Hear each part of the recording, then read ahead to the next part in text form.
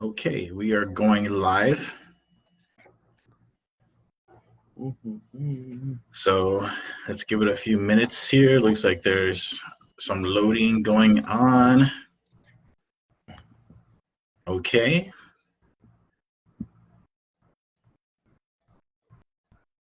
Great.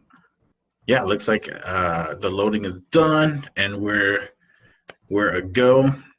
So thanks everybody for joining us. This is XP going live, kicking off this little web series with Two Saiko Lee. And Two Saik's been an amazing, awesome friend ever since I moved here to Minnesota, like I said in the post, and then we'll get to talking on some more things throughout the night. But yeah, again, thanks for watching. Thanks for joining us tonight. And whether you're watching, live or later after the recording, really appreciate your time. And if you are with us live, definitely there's comments, a comment section. So please feel free to throw some questions in there as we're talking. And yeah, so that way you can participate with us as we're just, chilling and having this casual conversation. But I really wanted to highlight my friends. Two Saiko and I, we've been trying to have a conversation. It was also his birthday recently, so really trying to catch up. After this whole COVID, thing, and I've been wanting to be able to try this Facebook Live platform a little bit more as well. So I thought, hey, why not put the two together? So here we are, and if you'll appreciate this conversation and this kind of format, please let me know. And I really want to be able to do more. So yeah, my guest really needs no introductions, but wanted to just say a little something. To Saik, he's been in the community as a artist, a poet, a hip hop, presence and influence, not just in the United States, not just, and definitely not just in Minnesota, but across the U.S. And then, he's had programs, at the international level in Southeast Asia as well, Thailand, Laos, so I'll let him talk a little bit more about that. But to give you a little bit of an insight, when I moved up here to Minnesota back in 2003, I had heard about spoken word, and I had heard about Two Saik, and he had a couple of different events. There was the Center for Hmong Arts and Talent. There was like poetry, like groups that were coming together, and I was fortunate enough once I got up here to be able to attend the This Is How You Love concerts at Arlington. And I know, maybe some of you remember that. I know some of our close friends remember that as well. And that was where I really first got to see him perform. And I made it a point to be like, man, like this guy, Two Saiko Lee is out there doing his thing. Something that I was aspiring to do at that time as well, because I was just getting into watching some spoken word and writing my own poetry, and I was like, man, this was awesome, and he killed it, and I was like, yes, like I need to go up and get to know him and meet him afterwards, and that's what we did, and that's where our friendship started. So just a little bit of our story there. So welcome to Saik. Thank you so much for joining me and for just agreeing to this to this conversation. How are you doing today? I know we were just talking a little bit about you having a really great biking session this morning. Yeah, I'm all right. Just recovering from my cycling session. Yeah, I do road biking. I do road biking with a group called the Spiral Riders, and we we just ride for miles and miles, and so long distance road cycling, and we do like trails as well as some county roads. But yeah, so today we started from the east side. We did 60 miles on some of the gateway and county roads, and started at 7 a.m. and came back in the afternoon. So it's good. It's good for physical activity, and also friendship and continuing to progress. Because these days it's important to have something healthy to do, and then to share it with people, with others. So it's good to have a group to connect. But Yeah, absolutely. So that's awesome. Too, Psych, I gave a little bit about how we met, but you've got definitely like a rich history. And I wanted to start off. I mean, I think there's some people, a lot of your fans that kind of know your background, but for others, who may be joining or watching who may not understand, please share a little bit about your youth, how you grew up, maybe even a little bit about your family history, like talk about New York, talk about coming to Minnesota, yeah, and how that led you into poetry and the arts. Yeah, well, I think for me, well, first I want to say, XP, meeting XP and him moving from South Carolina to Minnesota, it was definitely, it was definitely a positive experience for me to meet someone that was so passionate about the arts and community, and someone that has such a deep appreciation for our Hmong cultural identity. So it's definitely great to connect and meet you, XP. But yeah, you came from South Carolina and I came from Syracuse, and a lot of us ended up here in Minnesota because there was a lot of great resources, movements such as artistic movements, creative movements, and as well as everything from entrepreneurial to community-based organizations, to just individuals that eventually be having political influence, for example, or influence in education. And so Minnesota, the Twin Cities and the Hmong community here has grown.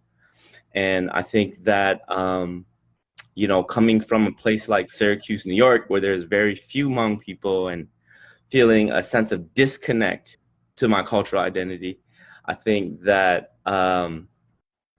definitely it's different. But also Syracuse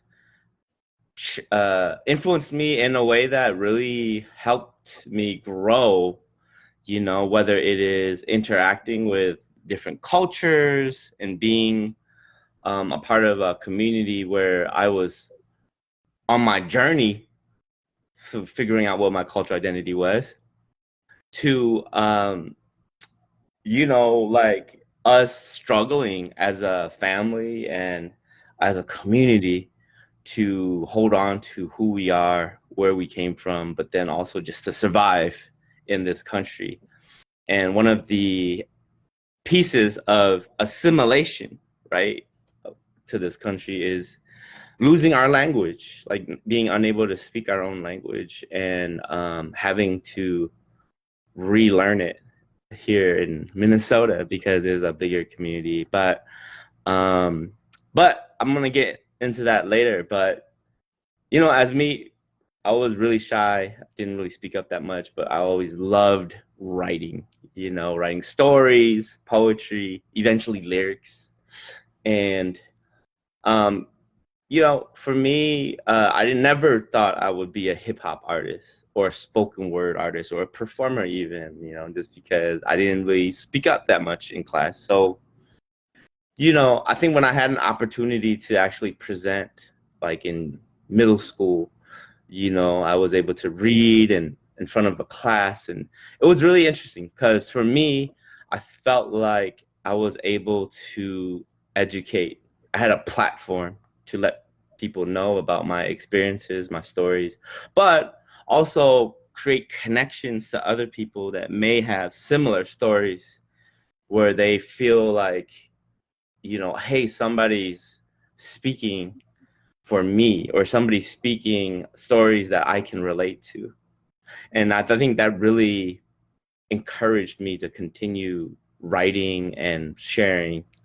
But, you know, it wasn't until high school, it wasn't until I got in trouble and got locked up in the juvenile institution where I was like, oh, you know, what do I do now? And I think, you know, back then there wasn't that many opportunities, wasn't that many role models, wasn't that many programs.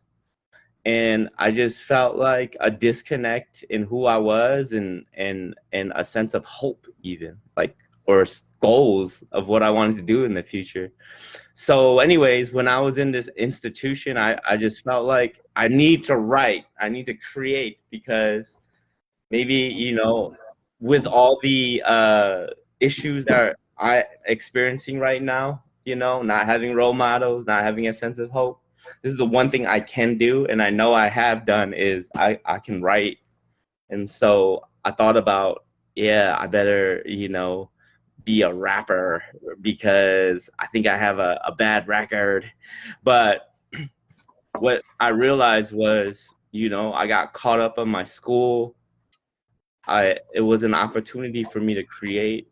And even when I got out and I started, you know, getting back into the community, that I had a positive alternative to create. And a lot of the hip hop artists that I was influenced by, like Tupac Shakur or Public Enemy at the time, Dead Prez, I think these artists helped inspire me to write about the struggles of my people. And I think that gave me a purpose. And that's what really helped shape my path as a young man, you know, into adulthood, when going into college and getting into spoken word. So for me, that's kind of part of my origin story, is, you know, not feeling a sense of purpose and hope, to finding it through my art and continuing it with community work. Yeah, that's powerful too. You know, I know, you know, finding that voice was something that, you know, you really helped me with. I mean, literally too, because I know we did some vocal practices and training and classes, and I mean, you had all that, you know, to help us, especially, you know, when we were a part of the fire group, free, inspiring and rising elements. That was awesome. Yeah. So why don't you share a little bit more about when you got to Minnesota, right? Like, how did you get involved with that concert, you know, and you know, what you saw, you know, in the community here, and yeah, you know, what were your thoughts at that time of the art scene, and then kind of like, you know, lead us to ice open mics.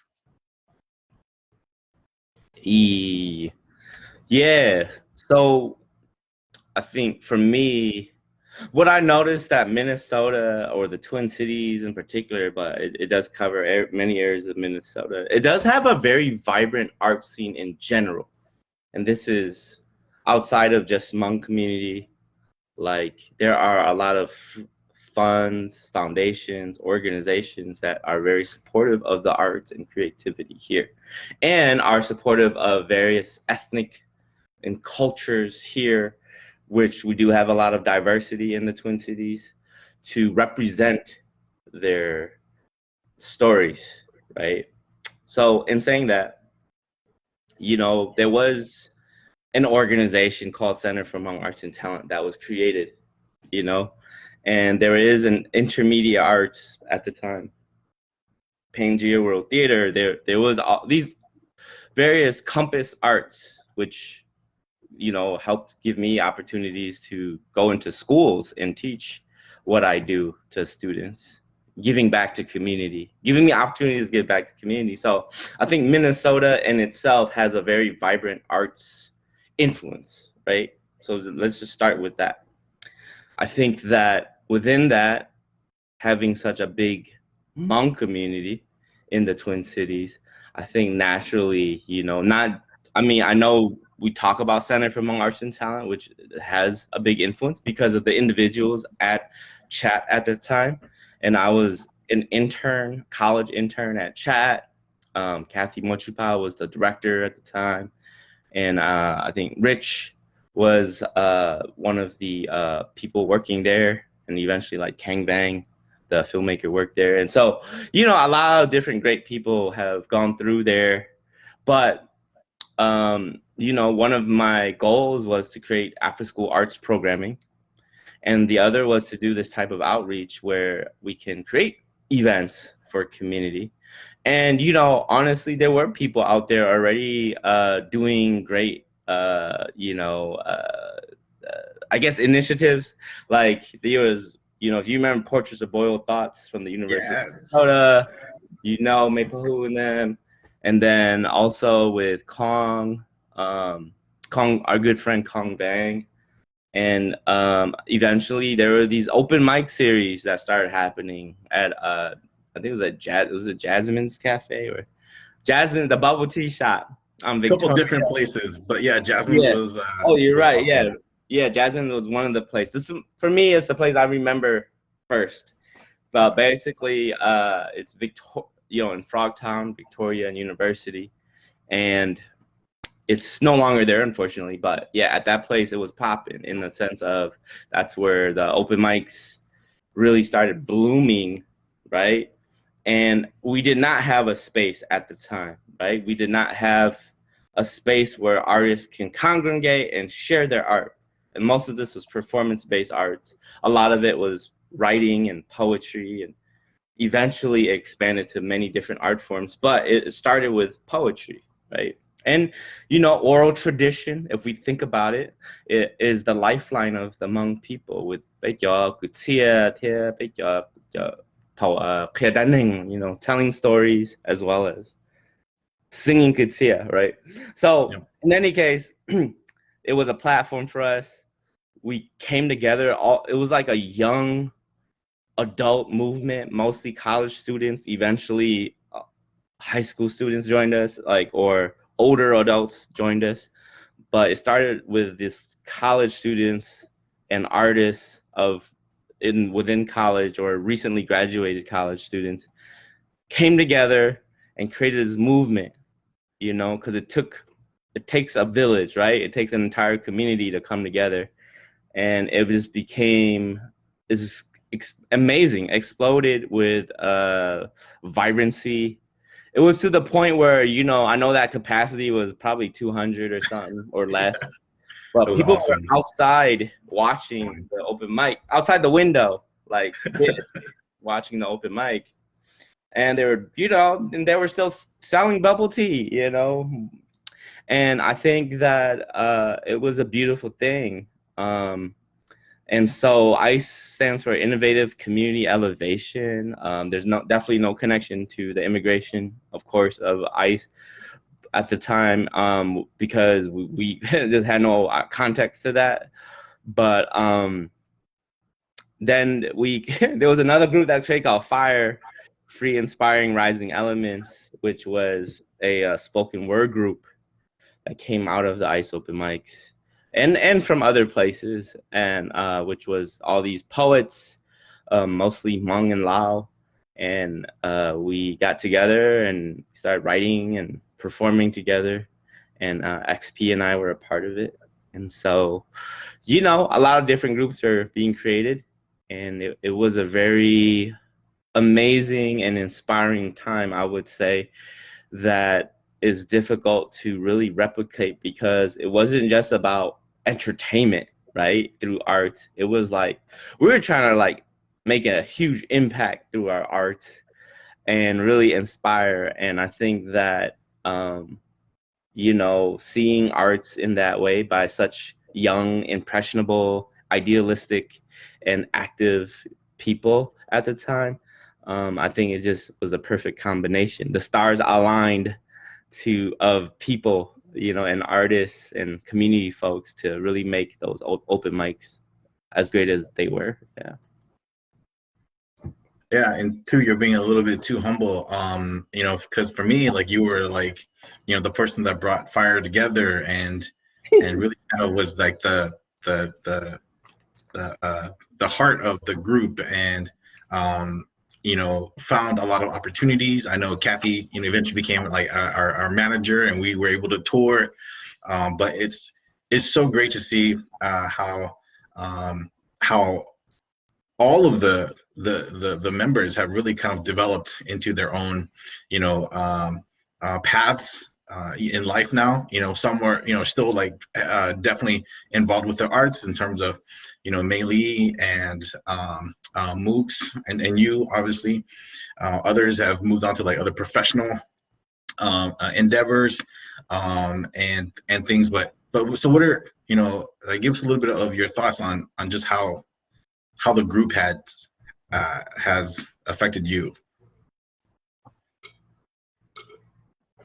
I think it was just so special to see a group of young poets coming together like that, and I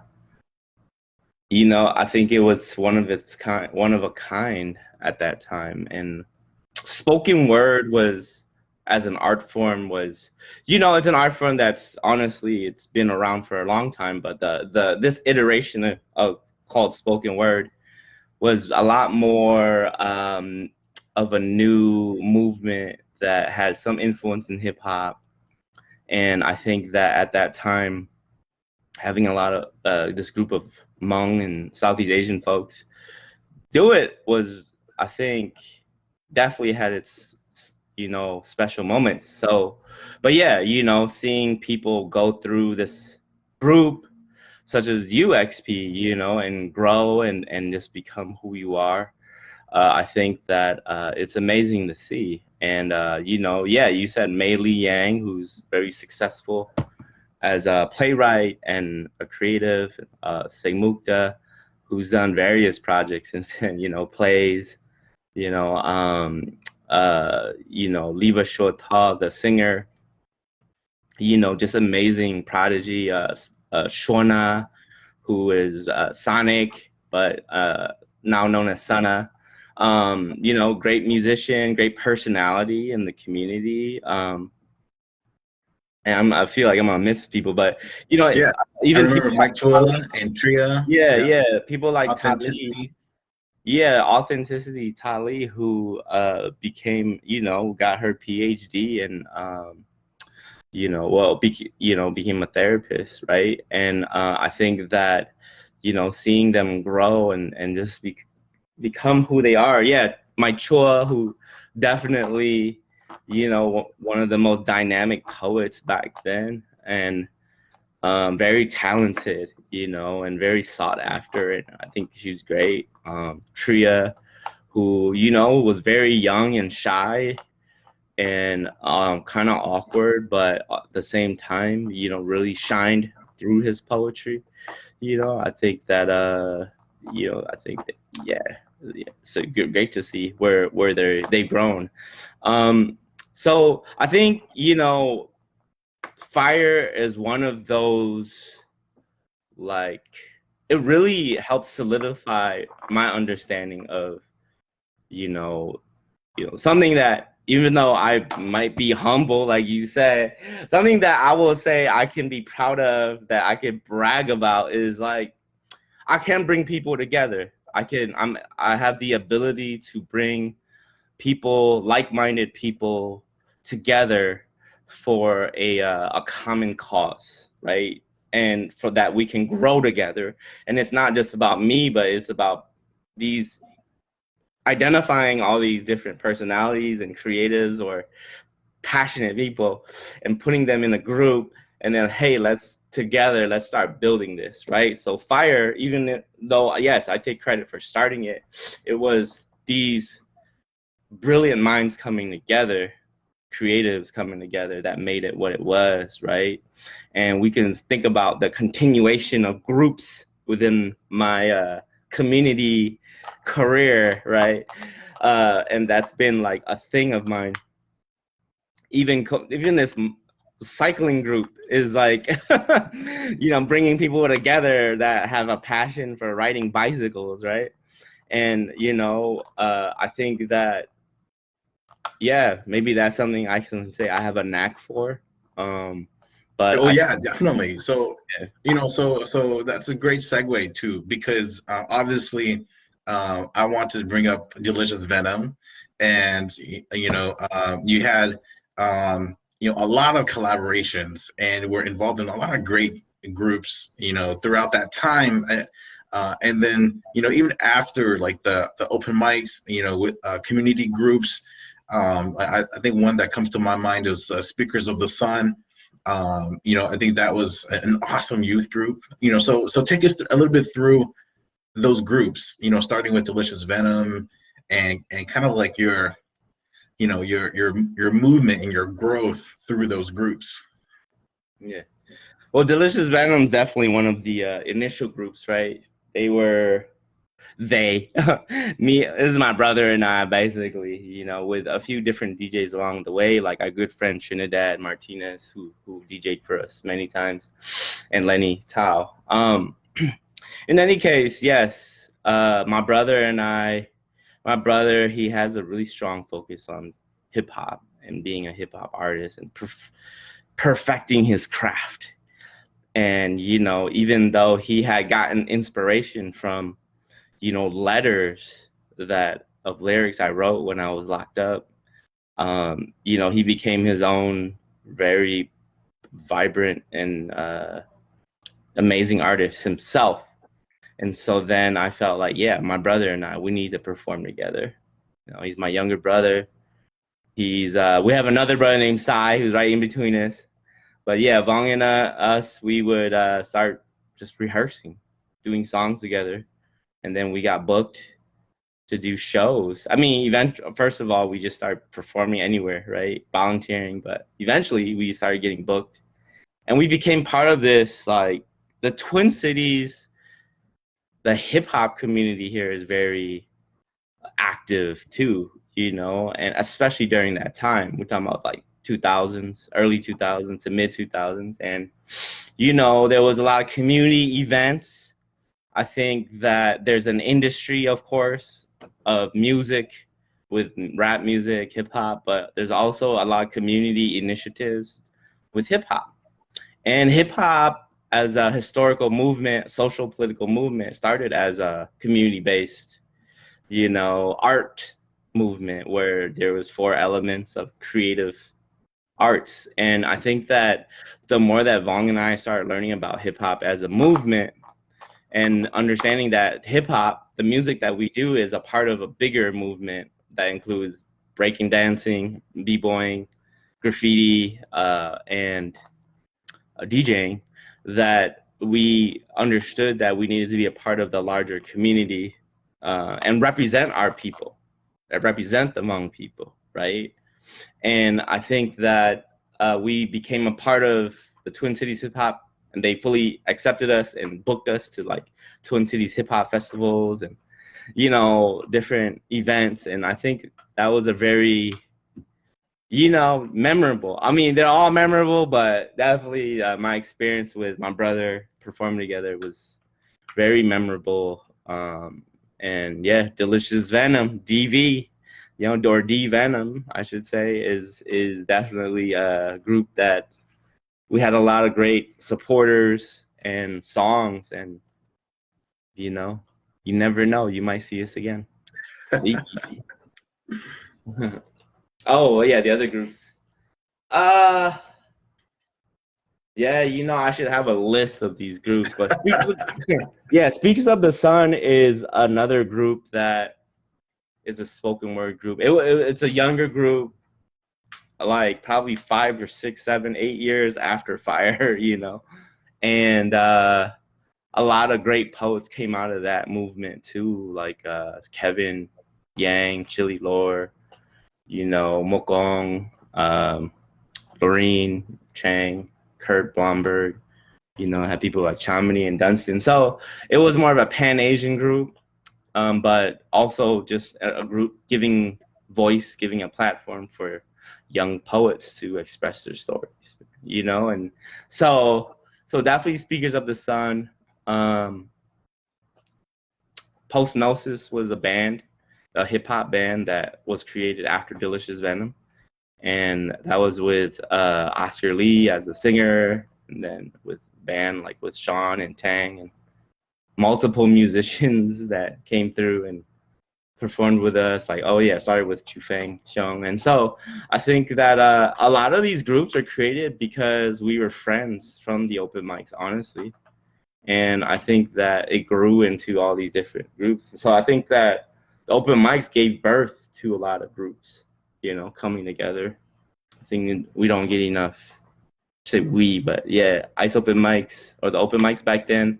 I don't think, I would like to ask how many groups and people had met or connected or collaborated through the open mics, because I think that it definitely creates space for collaboration and connection. Yeah. Yeah, I would definitely say at least a dozen or so. Yeah. I mean, some maybe were like connected beforehand, but like with the open mics, they were like, oh, let's really like get some stuff together to share, Yeah. And then definitely some came out of there as well. I mean, I can, if I really tried, I could probably come up with like at least 8 or 10 groups. Okay. But no. Before we move on, I wanted you to talk a little bit about your grandmother and being able to perform with her. Yeah. Because that was so powerful, and I loved. I think everyone who saw that just really loved your shows together. Thank you. Yeah. So, grandma. So, like my grandma Jocha, she, she came into my life when I was already a teenager. She was, my parents did the immigration paperwork for her, and it was a 10-year process. And eventually she came over when I was 17 years old. And I remember I couldn't really talk to her because I didn't know that much Hmong. But I loved listening to her stories. And little by little, just having conversations with her, I was able to build my confidence to speak Hmong. So, we say talking to elders is a great way to build up your Hmong language. I think it's true too, because I've been talking to a lot of Hmong students that I work with that, like sometimes, or like they yell at you, like, why can't you speak Hmong? Why are you so stupid? Which is, that's kind of what their upbringing, the way that communications with young That's people. that's what they do. But for young people, especially growing up here, they get sensitive and discouraged, and I totally understand that, because I felt that way too. But my grandma, and there's many elders like this too, are a lot of them, like, they're just so, they wish people would ask them about their stories and learning about Hmong culture, or Hmong history, and they're so willing to share. I think they're just waiting for people to ask them, right? And our elders, we gotta value them while they're still here. My grandma, unfortunately, she passed, but during the time when she was still here, I asked her to perform with me, because we had this opportunity to Pangea World Theater to showcase Hmong artists. And it was a Voices of Exile series, and they asked us, who do we want to collaborate with? Another Hmong artist. And I thought about my grandma, and I just asked her to perform with me, and she just said, tell me where to be and I'll be there. And so we started rehearsing together. She did Gutia, right? And I did spoken word, hip hop, and we started just figuring out how we weave our stories together. And I was writing poems about cultural identity at the time and Hmong people holding on to our culture and language. and naturally she had these Tia poetry about like having to move from land to land, having to survive. And I think that, we aligned a lot of our words, like we weaved them together. And so our group was called Fresh Traditions. And I guess it was such a unique pairing, right, of a hip hop artist and his grandmother that I think we got a lot of opportunities, shows. We got featured in New York Times. And it's beautiful. And we collaborated for over 10 years doing shows together. And even after her passing, people still ask me about it. Oh, even like right now, for example, right? But many even people that like didn't know, because you knew us, you met my grandma, but like people that have never met my grandma and I had only heard about us collaborating, I've been contacted to talk about it, after her passing, 2 years after her passing, 3 years after her passing. And I think that story, I think it lives on forever, right? Her influence and this collaboration lives on because it's such a unique and, important pairing, I would say. So, yeah. Yeah, no, absolutely. I haven't heard of anybody else, doing hip hop or spoken word with their grandmother. I think that was such an awesome collaboration. And so thank you so much too for having that idea and for bringing that to all of us to share. Well, I just want to say I want to encourage others. I mean, even though this might be an idea, I don't know if I was the first, maybe, but I definitely encourage other artists to collaborate with their elders, and really get to know them, and hey, before I forget, because I don't know if you're into this, but I want to, we're talking about groups here. There was a group called the Nomads. It's K-N-O-Mads, K-N-O-Mads, and we just a little. Yeah, and we had this collaboration called Eternal Soliloquy, which I remember I don't know if you remember when we debuted that collaborative spoken word piece. But no, I remember us writing it together, right? Because we were like living in our own apartments, and we got together and started alternating our stanzas and writing off of each other. Did you remember that, like, I was writing, and then at this time the computers weren't that great at saving our work and stuff, and the computer crashed. Yeah. And so it was late at night, like at your apartment up in that high rise. So we were writing our both our parts, and then the computer crashed, and I lost all my parts of the poem, and I had to remember all of them, like, from scratch. I had to rewrite it, basically. And I was able to rewrite it, actually, because I think it was such a dynamic poem that I was like, yo, I think I got it. I think I can remember all of it. So I had to rewrite it, and then, I think you already had it saved somewhere else, so you're okay. So we put it together, and we debuted it at the open mics, right? At the ICE open mics. I think it was when it was at Metro State. Yeah.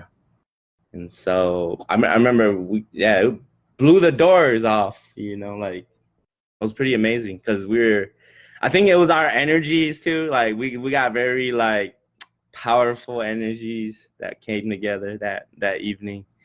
And Eternal Soliloquy. Well, did you have anything to say about it? No, it was just an awesome collaboration. I think, it really represents kind of like our hopes and dreams and our thoughts, on the community and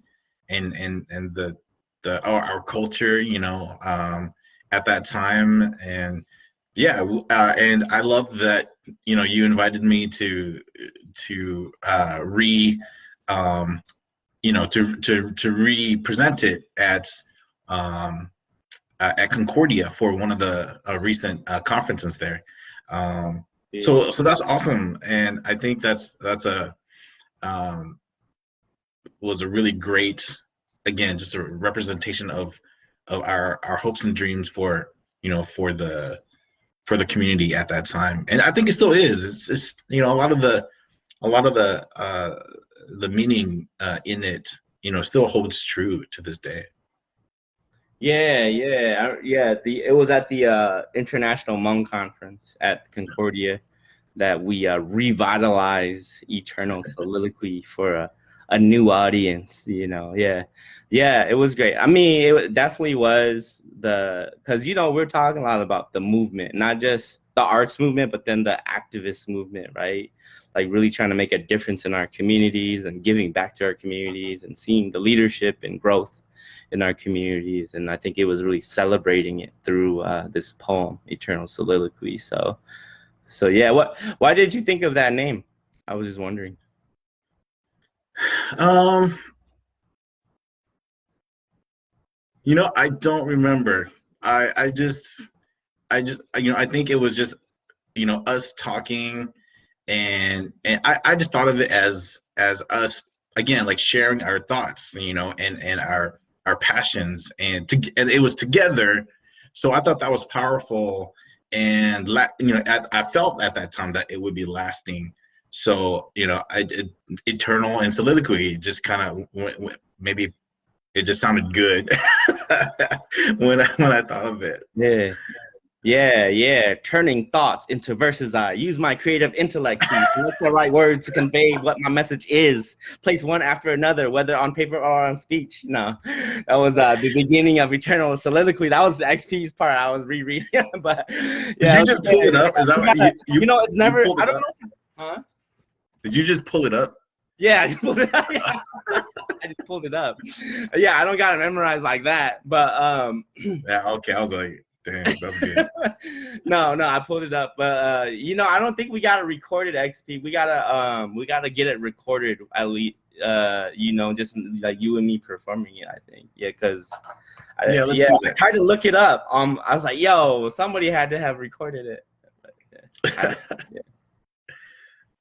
Yeah, dude, like at that time, I think I had a Moto Razor was like the cell phone of the day. So, Oh, yeah, you know what I mean? So okay. like technology wasn't like as available as it was, you know, Yeah. as it is now.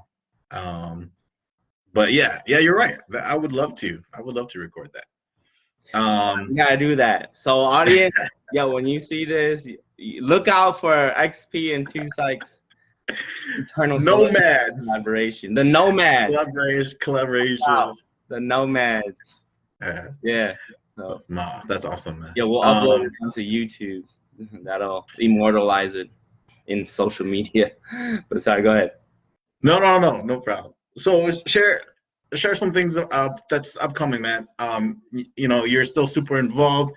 You know, you have to like fight off, you know, like invitations, man. So let us know some of the things that you're doing now and some things that we can look forward to.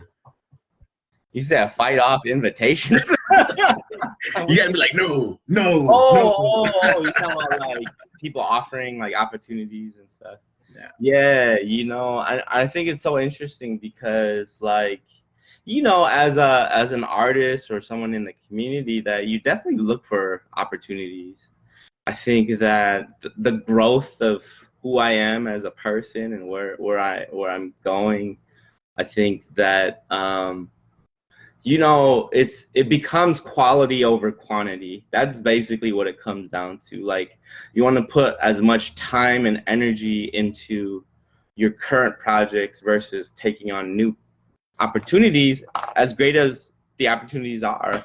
And so sometimes you do have to say no, and it's all about your capacity and your mental health and, you know, all that stuff. And, you know, I'm sure people understand that, especially these days. So, you know, what I'm working on now that I really just want to focus on is my album, Diete Conte, or Unified Worldwide.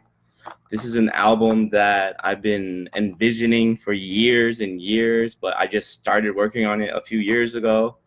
And I finally had this opportunity to just complete it, finish it this year, right? And it's getting there, you know, it's about to be done. It's like almost done, really.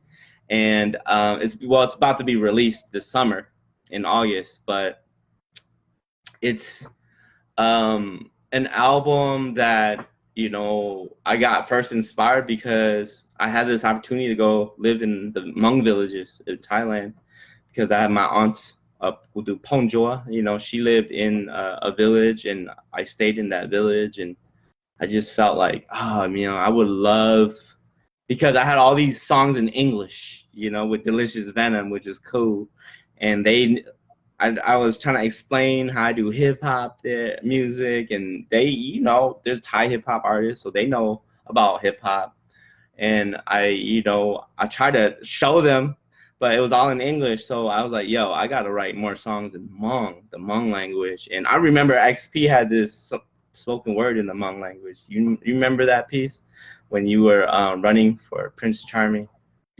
Yeah, Yeah, yeah. the There's some Hmong in there. Yeah, your dad actually I think the helped me entire with poem that. was Hmong, No, right?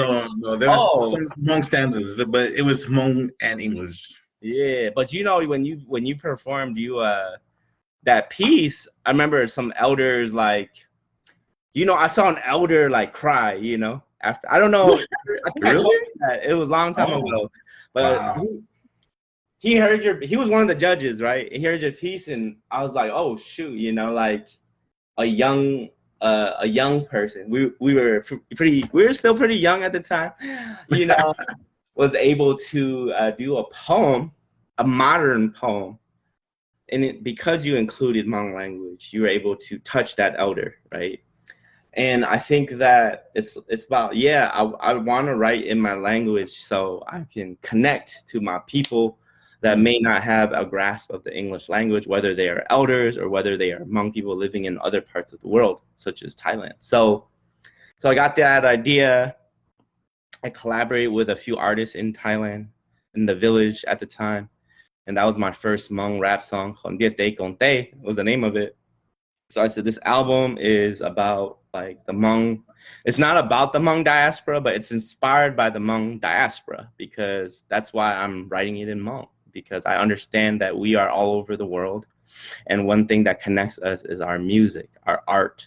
And so I started envisioning this project for years, and eventually I was like, all right, I developed the confidence to like just sit down, because I had to learn how to read and write Hmong, first of all. And then I had to start, you know, getting my ideas and concepts and writing the lyrics.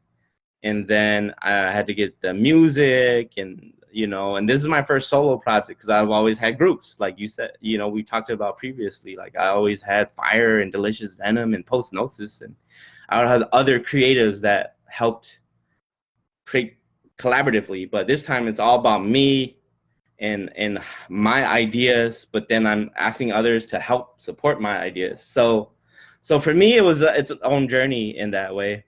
And um, knowing that it's culminating and it's about to be complete, and it has great, you know, songs that I feel very strong about. You know, I have a song about me and my grandma, you know, and it's called Pojango, or Grandma Song, but it's because one of her last, she was able to record one kutsia, because she wasn't, you know, she never had an album, but she recorded one of her kutsia pieces.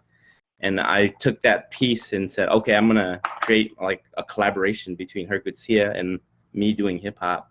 So I have one piece like that. So but there's songs all over the spectrum, you know, songs about growing up in Syracuse, Frogtown, songs about, you know, gender equity, songs about hip hop, and it's all over. But for me, what was important was seeing my art, as something that can tell these life stories, and represent these in an authentic way, and that the songs that really can make an impact and hopefully inspire young people, but make an impact connecting generations, connecting cultures. And I feel like I always, you know, and I know you feel this way too, but that art can make a deeper influence in people's lives.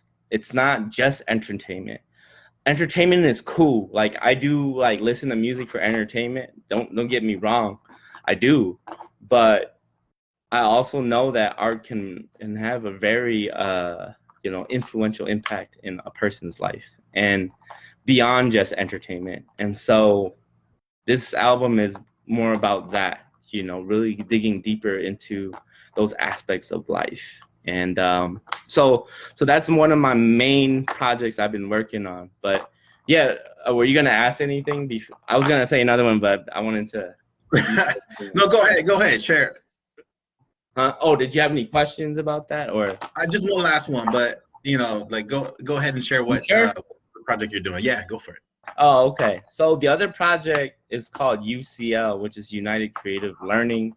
It's in collaboration with the Dow Group, which is a nonprofit, local nonprofit here with David Kang and Kang Bang. And in any case, and a youth named Emily Lee. So it's because I work in the schools, because been working with youth for so many years.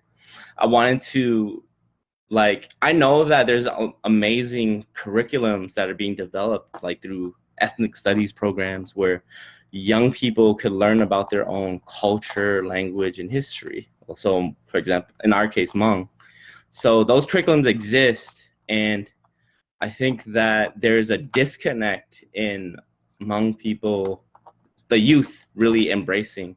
So even though these great educators have created these curriculums, that there's also the piece where engaging young people to even learn about their own culture is a step in itself to get them motivated. And so I wanted to create more of an arts-based curriculum that supports a Hmong curriculum, where young people can use arts to express their cultural identity, right? So that's what UCL is. It's a artist residence based curriculum, and I've been piloting in different schools, 3 different schools: Park Center, Johnson High School, and New Millennium Academy, and just interacting with those Hmong students and getting their feedback and seeing how music and arts can help connect them to their cultural identity, and then just really get them engaged into the curriculum. And so that's one of the other big projects that I've been working on more recently. There's probably, okay, I need to mention this because I can't forget, because it's like so close to my heart right now. It's like, with the understanding that I didn't grow up with a lot of positive role models, and seeing that there was so many gangs back then. Now that I work in Frogtown, the Frogtown Neighborhood Association, as a community outreach specialist, it's actually, my title is a multicultural movement builder. I've been getting a lot of, or seeing a lot of repeating experiences with the Karen community and the youth getting in trouble, getting into, issues with gangs. But same thing, not having role models, not having programs, and not having a lot of people who care enough to really help support these young people that are getting in trouble. And so one of the programs that I'm helping to create with a lot of Karen young leaders is called AO, Asian Youth Outreach. Karen and Kareni, I should say, because there's 2 different groups. And being that they're refugees too, or come from refugee camps, and so we have an understanding of the trauma that has influenced us and our parents, and it has influenced them right now, and how people are labeling them that don't understand them, calling them violent, calling them aggressive. And I think that we got those labels too. So I just wanted to make sure we had this program to build a new generation of role models for their communities, and have a positive alternative that is not just arts, but could be sports, leadership, career development, for these young people that don't have a lot of opportunities. So those are the 3. There's probably more, but for now, I'll say those are the 3 main projects that's been taking a lot of my time and energy. Yeah. Yeah, man. And oh my gosh, I can't believe it's already been almost an hour. It's just gone by so fast, bro. I mean, you and I know we can just talk, for a long time. And it's always great catching up with you. So, I just wanted to give you just one more, question for our audience tonight, about just reflecting on your career so far. About all these programs, all these artists, all the work you've done in community. Like, you know, um, what's like your takeaways, that you can share with everyone, and to help people understand why, why it is that you have this passion. Sorry. No, that's good. Wow, that's a good question, XP. It is a good question because I think, you know, I you know what we want to think, XP, and I know I'm not speaking for you, but I think in a way I know that a lot of us that help community and stuff feel this way, that anybody can do what we do. Like anybody can really give back and spend time and give their passion to help other community and build community and create initiatives and stuff. And in reality, not everyone has that motivation. But there definitely are people that do. And I think that it goes back to me being a young person and not feeling a sense of hope and a sense of direction or purpose. And I feel like that put me in a really weird space, like that didn't give me any motivation to really want to achieve my goals in my education, for example, or in anything. And I felt like, helping community, helping to create programs that I never had, helping to create role models that I never had. I think that that's what drives me, because I think not having is something that sticks with me, right? Not having those opportunities, not having those role models, that sticks with me to this day, to where I'm creating this new program called AO. And this is like over 15 years of community work, and I'm like, it's still something that burns inside of me, especially because it's in Frogtown, where I grew up too. But I think that maybe a part of it is redemption, maybe as part of it is wanting to right the wrongs, but a part of it is also like feeling a sense of purpose. And here's some takeaways that I think is important. And this is like with AO and with a lot of different groups that I've helped develop over the years. Because another one is Street Stops and Mountaintops. That's that international project, right? Where we go and bring artists to go and teach, and organizers to go and interact with young people in Southeast Asia. So for me, a lot of these programs and projects, maybe some of them were meant to live during a certain era. So for example, unfortunately, Open Mic ended after 5 years, a 5-year run, 5 amazing years, but it did end. Could it have continued? Maybe, but it needed the right people to be able to continue it, right? Because it goes back to the whole stars aligning thing. But I think that it's important to build up new generations of leaders.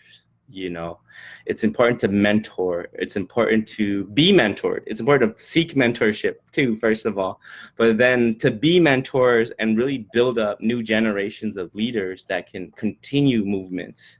I think that is so important.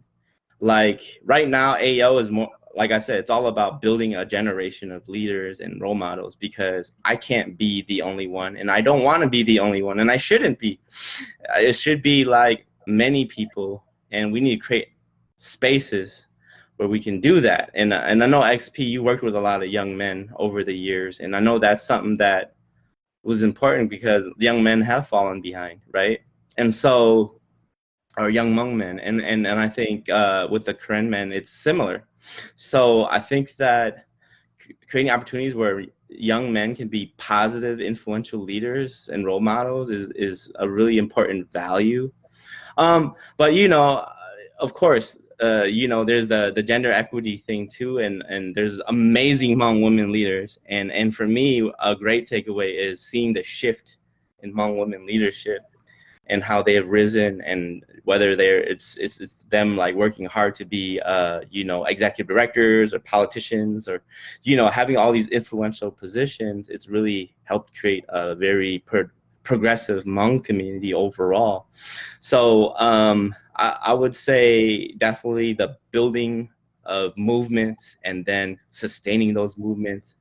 I would say self-care, and it's like a thing right now, right? Self-care, care, mental health. These are like catch phrases, but it's so real. I mean, in many different ways where like sometimes when I ask my community friends, I'll say, hey, what are you doing to take care of yourself and take care of your health? And they say, oh yeah, you know what I did? I helped mentor these people. I helped give to the community. I helped start this new program where these other folks benefited, and that's amazing. And I think that we do definitely get some type of health enrichment from helping others. But I really was trying to ask, have you went bicycling? Have you meditated? Have you been eating healthy? Have you know what I'm saying, took on a hobby that really helped benefit your health, or not just a hobby but a passion even? And not a lot of people that work in the community has an answer to that. They blank out. They the most brilliant people that help others. When I say, hey, what have you been doing to help yourself, they like blank out, right? And for me, I kind of admire folks that go all out like that, but I also kind of worry about them, to be very honest. As amazing as they are, I'm like, yeah, I'm really worried about you, because I'm in that. I totally understand being in those shoes, but I dedicate myself to not just help others and create community movements as I've been doing, but to benefit myself. So I really am glad that we started out talking about biking, because I do Muay Thai for fun, or for training and health, not because I'm trying to get in the ring. But I also spend time with my nieces and nephews, and I teach my nephew how to bike and play basketball. And I'm trying to get my niece to do martial arts because she really loved Raya, and Raya inspired her. And I'm trying to learn more volleyball from my dad and help my mom start her YouTube channel. And so I think that it's important to do things that are enriching for ourselves too, and not only helping others. I just realized that a lot of those things are helping my family members. but I think but the Muay Thai's in there, meditation's in there, Bicycling. Yeah, bicycling, it's in there too. So yeah, but I think those are some values that I think are continuing to for me, that come back to me, okay, I need to invest more time into that, and growth too, continue to learn more for myself, and so.